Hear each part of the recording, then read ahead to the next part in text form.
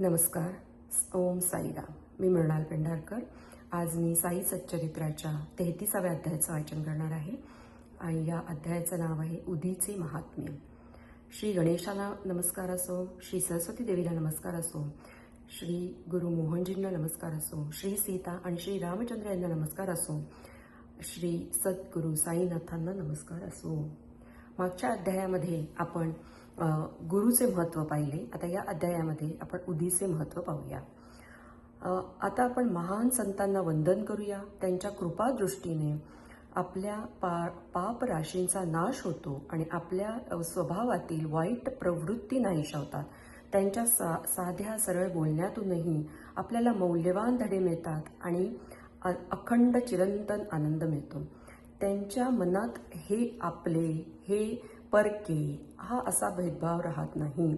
त्यांचे आपणावरचे उपकार या जन्मात किंवा पुढील कित्येक जन्मांतही आपण फेडू शकणार नाही. उदी हे सर्वज्ञात आहे की शिर्डीला येणाऱ्या भक्तांकडून बाबा नेहमी दक्षिणा मागत किंवा घेत असत. त्या दक्षिणेतील बराचसा भाग ते दान धर्मासाठी वापरत आणि उरलेल्या पैशांतून लाकूड फाटा विकत घेत हेच लाकूड ते नेहमी जळत ठेवलेल्या धुनीमध्ये टाकत. त्या धुनीतून निघणारी राख उदी म्हणून ओळखली जाईल आणि शिर्डीहून परतताना ती भक्तांना बाबांकडून मुक्त हस्ते दिली जात असे. बाबांनी उदीद्वारे काय शिकवले? बाबांनी उदीद्वारे आपल्याला हे शिकवले की या विश्वातील सर्व दृश्य गोष्टी क्षणभंगूर आहे, राखेसारख्या नाशवंत आहे. पंचमहाभूतांपासून बनलेले आपले शरीर सुखभोग संपल्यानंतर नाश पावते आणि राखेत परिवर्तन होते. भक्तांना याची सतत जाणीव राहावी म्हणून बाबा त्यांना उदी देत. उदीद्वारे बाबांनी हेही शिकवले की ब्रह्म एकमेव सत्य आहे. हे विश्व क्षणभंगूर आहे आणि जगातला कोणीही मुलगा, वडील, पत्नी खरोखर आपले नाहीत. आपण या जगात एकटेच येतो आणि एकटेच निघून जातो. उदीने जरी अनेक शारीरिक मानसिक व्याधी बऱ्या झाल्या तरी बाबांनी आपल्या भक्तांना असत्य सत्य यातील विवेकबुद्धी आणि असत्याबद्दलची अनासक्ती शिकवायची होती. उदी आपल्याला विवेक शिकवते, दक्षिणा आपल्याला वैराग्य शिकवते. विवेक आणि वैराग्य या दोन्ही गोष्टी जोपर्यंत आपल्या ठिकाणी येत नाही तोपर्यंत संसार सागर पार करणे शक्य होत नाही. म्हणूनच बाबा भक्तांकडून दक्षिणा मागत आणि घेत असत. भक्त जेव्हा निरोप द्यायला येत तेव्हा त्यांना उदी प्रसाद म्हणून देत. थोडीशी उदी त्यांच्या कपाळावर लावून आपला वरद हस्त त्यांच्या डोक्यावर ठेवत बाबा आनंदी मूडमध्ये असताना ते गातही असत. त्यांनी गायलेल्या गाण्यामध्ये मधील एका गाण्यात उदीबद्दलही उल्लेख आहे. त्या गाण्याचा मुखडा असा होता, अरे खेळकर राम चल उदीची पोती घेऊन ये. हे गाणे बाबा फार स्पष्ट आणि गोड स्वरात गात असत. उदीला केवळ आध्यात्मिकच नव्हे तर भौतिक महत्त्वही होते. ती आरोग्य, समृद्धी, चिंता, मुक्ती आणि इतर अनेक लौकिक लाभ देत असे. अशा रीतीने उदीमुळे आपल्याला दोन्ही उद्दिष्टे लौकिक आणि पारमार्थिक साधता येत असतात. आता बाबांच्या प्रेरणेने उदीशी संबंधित काही गोष्टी बघूया. विंचूचा दंश. नाशिकचे नारायण मोतीराम जानी हे बाबांचे परमभक्त होते. ते बाबांचे दुसरे भक्त रामचंद्र वामन मोडक यांच्याकडे नोकरी करत असत. एकदा ते आपल्या आईसह शिर्डीला गेले आणि बाबांचे दर्शन घेतले. तेव्हा बाबांनी त्यांच्या आईला सांगितले की तुझ्या मुलाने दुसऱ्याची नोकरी करू नये आणि स्वतःचा व्यवसाय सुरू करावा. या घटनेनंतर काही दिवसांनी बाबांचे भाकीत खरे ठरले आणि नारायण जानी यांनी नोकरी सोडली आणि एक वसतिगृह सुरू केले जे नंतर भरभराटीला आले. एकदा नारायणरावांचा एका मित्राला विंचू चावला आणि त्यातून होणाऱ्या वेदना अतिशय तीव्र आणि असह्य होत्या. अशा प्रसंगी उदी अत्यंत परिणामकारक असते आणि ती वेदनाग्रस्त ठिकाणी लावावी. त्यामुळे नारायणरावांनी उदी शोधायला सुरुवात केली पण त्यांना ती काही मिळाली नाही. तेव्हा ती बाबांच्या प्रतिमेसमोर उभे राहिले, बाबांचे स्मरण केले, बाबांचे नाव जपले आणि बाबांच्या प्रतिमेसमोर जळणाऱ्या धुपाच्या राख चिमूटभर हातात घेतली आणि ती बाबांची उदीच आहे असे समजून त्यांनी विंचूने चावलेल्या जागेवर ती राख लावली. राग लावल्याबरोबर वेदना नाहीशी झाली आणि दोघेही मनापासून भारावून गेले आणि बाबांचे कृतज्ञ झाले. बुबोनिक प्लेग प्रकरण. बांद्र्यात राहणाऱ्या एका भक्ताला कळले की त्याची मुलगी जी दुसऱ्या ठिकाणी राहते तिला बुबोनिक प्लेग झाला आहे. त्याच्याकडे उदी नव्हती, म्हणून त्यांनी नानासाहेब चांदोरकर यांना उदी पाठवण्याचा संदेश पाठवला. नानासाहेबांना हा संदेश मिळाला तेव्हा ते ठाणे रेल्वे स्टेशन जवळ होते. तेव्हा ते आपल्या पत्नीसह कल्याणला प्रवास करत होते. त्यांच्याकडे त्यावेळी उदी नव्हती, म्हणून त्यांनी रस्त्यावरची माती घेतली, साईबाबांचे ध्यान केले आणि त्यांची कृपा मागितली आणि ती माती आपल्या पत्नीच्या कपाळाला लावली. तो भक्त ही गोष्ट ऐकून आपल्या मुलीच्या घरी गेला. तेव्हा त्याला कळले की 3 दिवसांपासून आजारी असलेली मुलगी नानासाहेबांनी साईबाबांचे स्मरण केल्यापासून बरी होऊ लागली आहे. जामनेरचा चमत्कार. सुमारे इसवी 1904 मध्ये नानासाहेब चांदोरकर जामनेर येथे मामलतदार होते. जामनेर हे शिर्डीपासून 100 मैलाहून अधिक अंतरावर आहे. त्यांची कन्या मैनाताई गर्भवती होती. तिला प्रसूती होण्याची वेळ आली होती. प्रसंग अत्यंत गंभीर होता. तिला 2-3 दिवसापासून प्रसूतीच्या तीव्र वेदना होत होत्या. नानासाहेबांनी अनेक उपाय केले, परंतु ते निष्फळ ठरले. तेव्हा त्यांनी बाबांचे स्मरण केले आणि त्यांची कृपा मागितली. त्या काळात शिर्डीत रामगीर बुवा, ज्यांना बाबा बापूगीर बुवा असे म्हणत, नावाचे एक व्यक्ती होते आणि ते त्यावेळी आपल्या मूळ गावी खानदेशात जाण्यास निघाले. बाबा त्यांना बोलवून म्हणाले, तू घरी जाताना जामनेरला थोडा वेळ थांब आणि नानासाहेबांनाही उदी दे आणि आरती दे. तेव्हा रामगीर बुवा म्हणाले, माझ्याकडे फक्त 2 रुपये आहे. ही रक्कम केवळ जळगावपर्यंतच्या रेल्वे भाड्यापुरतीच आहे.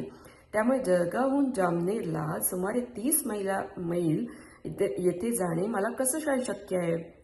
बाबांनी त्याला खात्री दिली की तू काही काळजी करू नकोस, तू सर्व काही तुझ्या सोयीसाठी आपोआप होईल. मग बाबांनी शाम्याला सांगितले की माधव आडकरी यांनी रचलेल्या सुप्रसिद्ध आरती लिहून तिची एक प्रत आणि उदी रामगीर बुवाला द्यावी. मग रामगीर बुवाने ती नानासाहेबांकडे पोचवावी असेही त्यांनी सांगितले. बाबांच्या शब्दांवर विश्वास ठेवून रामगीर बुवा शिर्डीतून निघाले. पहाटे सुमारे 2:45 वाजता जळगाव येथे पोहोचले. त्यांच्याजवळ पैसे शिल्लक नव्हते आणि ते अत्यंत बिकट अवस्थेत होते. इतक्यात त्यांना एखादा आवाज आला. शिर्डीचे बापूगीर बुवा कोण? रामगीर बुवा त्या माणसाकडे गेले आणि म्हणाले, मीच बापूगीर बुवा. मग तो शिपाई स्वतःला नानासाहेबांनी पाठवले असं सांगत रामगीर बुवांना बाहेर घेऊन गेला. बाहेर एक उत्तम टांगा उत्तम जोडीच्या घोड्यांसह तयार होता. टांगा झपाट्याने निघाला आणि पहाटे लवकरच ते एका लहान ओढ्याजवळ आले. घोड्यांना पाणी पाजण्यासाठी सारथ्याने घोडे ओढ्याकडे नेले आणि त्या कारकुनाने, त्या शिपायाने रामगीर बुवांना काही खाण्यासाठी पदार्थ घेण्यास सांगितले. शिपायाने दाढी मिशी आणि पोशाख पाहून रामगीर बुवांना तो मुसलमान वाटला, म्हणून ते त्याच्याकडून काही घेण्यास तयार होत नव्हते. पण त्या शिपायाने स्वतःला हिंदू असल्याचे सांगून त्यांना समाधान दिले. तसेच नानासाहेबांनीच हे खाद्यपदार्थ पाठवले असून त्यात शंका संकोच बाळगू नका असेही सांगितले. मग दोघांनी ते पदार्थ खाल्ले. पुन्हा प्रवासाला सुरुवात केली. पहाटे जामनेरला पोहोचले. रामगीर बुवा थोड्या वेळासाठी नैसर्गिक विधीसाठी उतरले. काही मिनिटांतच परत आले, परंतु तिथे ना टांगा होता, ना गाडीवान, ना तो कारकून, काहीच नव्हते. हे पाहून ते थक्क झाले. मग जवळच्या गावच्या कचेरीत गेले, चौकशी केली आणि तिथे कळले की मामलतदार घरी आहे. ते नानासाहेबांच्या घरी गेले, स्वतःची ओळख करून दिली आणि बाबांची उदी आणि आरती नानासाहेबांना दिली. त्यावेळी मैनाताईंची प्रकृती अतिशय गंभीर होती आणि सगळेच अत्यंत चिंतेत होते. नानासाहेबांनी आपल्या पत्नीला हाक मारली आणि मुलीला उदी पाण्यातून दिली जावी आणि बाबांची आरती म्हटली जावी असे सांगितले. त्यांना वाटले की बाबांची मदत अगदी योग्य वेळी मिळाली. काही मिनिटातच मैनाताईंची प्रसूती सुखरूप पार पडली आणि संकट टळले. रामगीर बुवांनी नानासाहेबांचे टांगा, कारकून आणि खाण्याच्या व्यवस्थेसाठी आभार मानले. तेव्हा नानासाहेब आश्चर्यचकित झाले, कारण त्यांना तर शिर्डीतून कोणी येत आहे हे माहितीच नव्हते, म्हणून त्यांनी कोणालाही स्टेशनवर पाठवले नव्हते. ठाण्याचे श्री बी व्ही देव निवृत्त मामलतदार यांनी या प्रकरणाविषयी बापूराव चांदोरकर म्हणजे नानासाहेबांचे पुत्र आणि रामगीर बुवा यांच्याकडून चौकशी केली. त्यानंतर त्यांनी श्री साई लीला या मासिकात गद्य पद्य अशा मिश्र स्वरूपात सविस्तर लेख लिहिला. बी व्ही नरसिंह स्वामी यांनी सुद्धा मैनाताई बापूसाहेब चांदोरकर आणि रामगीर बुवा यांच्या विधाने नोंदवून ती डिवोटीज एक्सपिरियन्स याच्या 3ऱ्या भागामध्ये प्रकाशित केली. खालील भाग रामगीर बुवांच्या निवेदनातून घेतलेला आहे. एके दिवशी बाबांनी मला बोलवले आणि मला उदीचा एक पुडा आणि बाबांच्या आरतीचं प्रत दिले. त्यावेळी मी खानदेशला जाण्याची योजना आखली होती. बाबांनी मला जामनेरला जाऊन नानासाहेब चांदोरकर यांना ती आरती आणि उदीत पोहोचवण्यास सांगितले. मी त्यांना सांगितले की माझ्याकडे फक्त 2 रुपये आहेत. कोपरगावहून जळगावपर्यंत रेल्वेने आणि जळगावहून जामनेरपर्यंत गाडीतून जाण्याचे हे पैसे कसे पुरतील? तेव्हा बाबा म्हणाले, देव देईल. तो शुक्रवार होता. मी ताबडतोब निघालो. मी संध्याकाळी 7:30 वाजता मनमाडला पोचलो. पहाटे 2:45 वाजता जळगावला पोचलो. त्यावेळी प्लेगच्या नियमांचे कडक पालन सुरू होते. मला जळगावपर्यंत पोचताना बरीच कसरत करावी लागली. सुमारे 3 वाजता एक शिपाई, ज्याने बूट, पागोटे, इतर चांगले कपडे घातलेले होते, माझ्या भेटीस आला. त्याने मला एका टांग्यात बसवले. प्रवास सुरू झाला. तो स्वतः नानासाहेब चांदोरकर यांच्याकडे काम करणार असल्याचे त्यांनी सांगितले. मला आश्चर्य वाटले. प्रवासात त्याने मला दिलेल्या खाण्यापिण्याच्या वस्तू मी घेतल्या. आम्ही पहाटे जामनेरला पोचलो. पण मी नैसर्गिक विधीसाठी बाहेर जाऊन परत आलो तेव्हा टांगा आणि शिपाई दोन्ही गायब झालेले होते. नारायणराव नावाच्या एका भक्ताला बाबांच्या जीवन काळात 2 वेळा बाबांचे दर्शन घेण्याचे भाग्य लाभले. तरी सुद्धा बाबांच्या महासमाधीनंतर 3 वर्षांनीही त्याला शिर्डीला येण्याची इच्छा होती, परंतु आजारपणामुळे ते येऊ शकले नाही. बाबांच्या महासमाधीनंतर 1 वर्षातच ते आजारी पडले आणि खूप यातना सोसत होते. सर्वसामान्य उपायांनी त्यांना काहीही आराम मिळाला नाही. दिवस रात्र बाबांचे स्मरण ते करत होते. एके रात्री स्वप्नात बाबा त्यांच्याकडे तळघरातून आले आणि त्यांना धीर देत म्हणाले, काळजी करू नकोस, उद्यापासून तुझी प्रकृती सुधारेल आणि आठवड्याभरात तू तुझ्या पायावर उभा राहशील. बाबांनी स्वप्नात सांगितलेल्या वेळेतच नारायणराव पूर्णपणे बरे झाले. बाबा शरीरात आहेत म्हणून जिवंत होते की शरीर सोडल्यामुळे मृत होते तर तसे नाही. बाबा सदैव जिवंत आहेत, कारण ते जीवन आणि मृत्यू या दोन्हीच्या पलीकडे आहेत. जो कोणी एकदा तरी बाबांना पूर्ण मनापासून प्रेम देतो त्याला कोणत्याही वेळी कोणत्याही ठिकाणी त्यांच्या प्रतिसादाचा अनुभव येतोच. बाबा सदैव आपल्या जवळ असतात. भक्तांच्या गरजेनुसार ते कोणत्याही रूपात येऊन आपल्याला समाधान देतात. अप्पासाहेब कुलकर्णी. इसवी सन 1917 मध्ये अप्पासाहेब कुलकर्णी यांना बाबांना भेटण्याची संधी मिळाली. त्यांची बदली ठाण्याला झाली आणि बालासाहेब भाटे यांनी त्यांना दिलेल्या बाबांच्या प्रतिमेची ते पूजा अर्चा करू लागले. त्यांनी त्या प्रतिमेची अत्यंत भक्तिभावाने पूजा केली. त्याला फुले, चंदन, नैवेद्य अर्पण केला. त्यांना बाबांना प्रत्यक्ष भेटण्याची मात्र तीव्र इच्छा होती.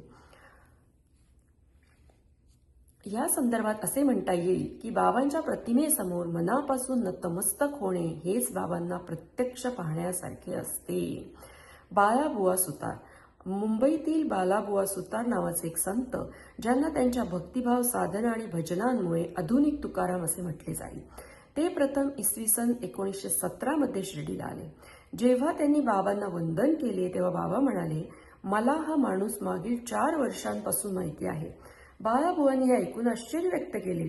ते कधीही शिर्डीला आले नव्हते, ना बाबांना प्रत्यक्ष भेटले होते. मग बाबा असे का बरं म्हणाले? थोडा विचार करून त्यांना आठवले की 4 वर्षांपूर्वी त्यांनी मुंबईत बाबांच्या प्रतिमेसमोर साष्टांग दंडवत केले होते. त्यामुळे ते बाबांच्या शब्दांच्या महत्वाबद्दल खात्रीशीर होते आणि मनात म्हणाले, संत किती सर्वज्ञ आणि सर्वव्यापी आहे आणि आपल्या भक्तांवर किती कृपा करतात. मी फक्त त्यांच्या प्रतिमेसमोर वाकलो होतो आणि बाबांनी तेही ओळखले आणि वेळ येता त्यांनीच मला दाखवले की त्यांची प्रतिमा पाहणे हेच त्यांना प्रत्यक्ष पाहण्यासारखेच आहे. आप्पासाहेब कुलकर्णी. ठाण्यात असताना आप्पासाहेबांना भिवंडीला दौऱ्यावर जावे लागले. ते एक आठवडाभर घरी परतणार नाहीत अशी अपेक्षा होती.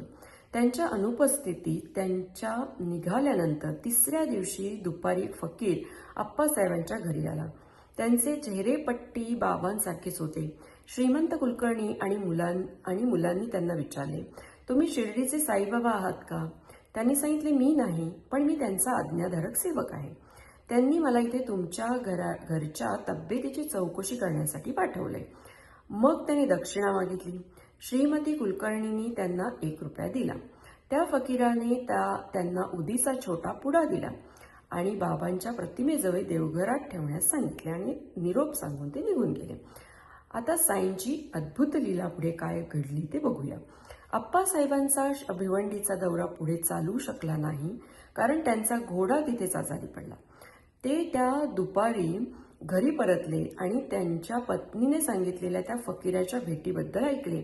आप्पासाहेबांना वाटले की त्या फकीराचे दर्शन स्वतःला मिळाले नाही हे दुर्दैवच आहे. तसेच त्यांनी हेही म्हटले की फक्त 1 रुपया दक्षिणा देण्यात आला हे काही मला आवडले नाही. मी असतो तर किमान 10 रुपये तरी दक्षिणा दिली असती. मग ते लगेच त्या फकीराला शोधण्यासाठी न खाता पिता बाहेर पडले, पण त्यांचा शोध व्यर्थ ठरला. ते परत घरी आले. मग त्यांनी भोजन केले. आप्पासाहेबांनी यातून धडा घेतला. त्यांनी जेवण करून एका मित्रासह फेरफटका मारायला ते बाहेर पडले. थोडं अंतर चालल्यावर त्यांना एक माणूस वेगाने आपल्या दिशेने येतं हे असं दिसले. साहेबांना वाटले की हा तोच फकीर असावा जो दुपारी त्यांच्या घरी आला होता, कारण त्यांचे रूप साईबाबांसारखेच होते. फकीराने लगेच आपला हात पुढे केला आणि दक्षिणा मागितली. आप्पासाहेबांनी त्याला 1 रुपया दिला, तरी सुद्धा तो वारंवार मागू लागला. म्हणून आप्पासाहेबांनी आणखी 2 रुपये दिले, पण फकीर अजूनही समाधानी झाला नाही. मग आप्पासाहेबांनी आपल्या मित्राकडून 3 रुपये उसने घेतले आणि तेही दिले, तरी सुद्धा फकीराने अजून पैसे मागितले. तेव्हा आप्पासाहेबांनी त्याला आपल्या घरी येण्यास सांगितले. मग ते सगळे घरी परतले आणि आप्पासाहेबांनी त्याला आणखी 3 रुपये दिले. एकूण 9 रुपये झाले, तरी सुद्धा तो फकीर असमाधानीच होता आणि आणखी मागू लागला. आप्पासाहेबांनी सांगितले की माझ्याकडे 10 रुपयांची नोट आहे. फकीराने तीच मागितली. आप्पासाहेबांनी 10 रुपयांची नोट दिली आणि त्यांनी घेऊन 9 रुपये परत केले आणि निघून गेला. आप्पासाहेब म्हणाले होते की 10 रुपये दक्षिणा देतील आणि तेवढीच रक्कम त्यांच्याकडून घेतली गेली. पण बाबांच्या स्पर्शाने पावन झालेले 9 रुपये त्यांना परत मिळाले. 9 या अंकाला विशेष महत्व आहे. तो भक्तीच्या 9 प्रकारचे द्योतक आहे. हेही लक्षात ठेवावे की बाबांनी आपल्या शेवटच्या क्षणी लक्षणबाई शिंदेंना 9 रुपये दिले होते. आप्पासाहेबांनी त्या उदीच्या पॅकेटची तपासणी केली असता त्यांना काही फुलांच्या पाकळ्या आणि अक्षता असल्याचे आढळले. काही वर्षानंतर त्यांनी शिर्डीत बाबांचे दर्शन घेताना बाबांचे एक केस मिळाले. त्यांना ते केस आणि उदीचे पॅकेट एका ताईतामध्ये ठेवले आणि तो नेहमी आपल्या हातात बांधून ठेवला. आप्पासाहेबांना उदीच्या शक्तीचा अनुभव इतर मार्गांनीही आला. ते अत्यंत बुद्धिमान असूनही सुरुवातीला फक्त 40 रुपये पगार घेत होते. पण बाबांचे छायाचित्र आणि उदी मिळाल्यानंतर त्यांना महिन्याला 40 रुपयांच्या अनेक पट पगार मिळू लागला. तसेच मोठा प्रभाव आणि सत्ताही मिळाली आणि भौतिक लाभांबरोबरच त्यांची आध्यात्मिक प्रगती ही जलद गतीने झाली. म्हणूनच बाबांची उदी मिळण्याचे भाग्य ज्यांना लाभते त्यांनी स्नान केल्यानंतर ती कपाळावर लावावी आणि थोडी उदी पाण्यात मिसळून तीर्थ म्हणून प्यावी. हरिभाऊ कर्णिक. 1917 मध्ये ठाणे जिल्ह्यातील डहाणू येथील हरिभाऊ कर्णिक गुरुपौर्णिमेच्या दिवशी शिर्डीला आले. बाबांची सर्व विधीपूर्वक पूजा केली.